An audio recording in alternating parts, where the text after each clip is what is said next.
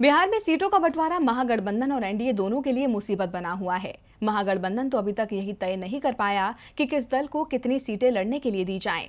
NDA में सब कुछ ठीक चल रहा था, सीटों का बंटवारा भी हो गया था कि अब बीजेपी के अंदर बगावत के सुर सुनाई देने लगे हैं।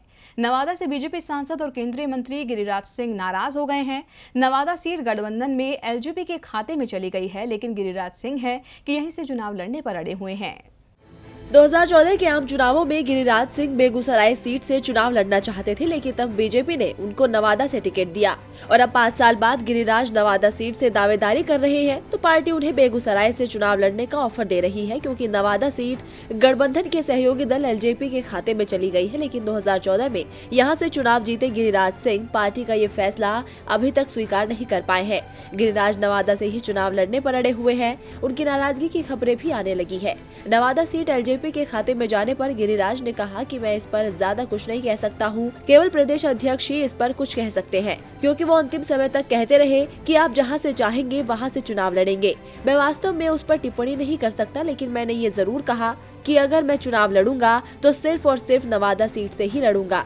बीजेपी ये तो पहले ही साफ कर चुकी थी कि बिहार में वो अपने सभी मंत्रियों को चुनाव मैदान में उतारेगी।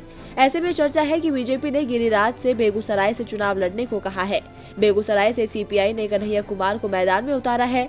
कन्हैया के नाम पर महागठबंधन में सहमति बनाने की कोशिश भी की जा रही है।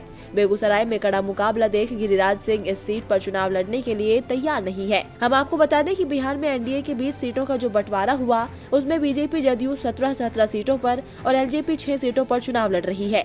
2014 में बीजेपी को 22 सीटों पर जीत मिली थी। ऐसे में बीजेपी को अपनी जीती हुई कई सीटों पर दावा छोड़ना पड़ा है। जिन सीटों पर बीजेपी ने दावा छोड़ा है उनमें नवादा के साथ भागलपुर की सीट भी शामिल है, जहां से पार्टी के नेता शाहनवाज हुसैन दावेदारी कर रहे हैं। डीबी लाइव की रिपोर्ट।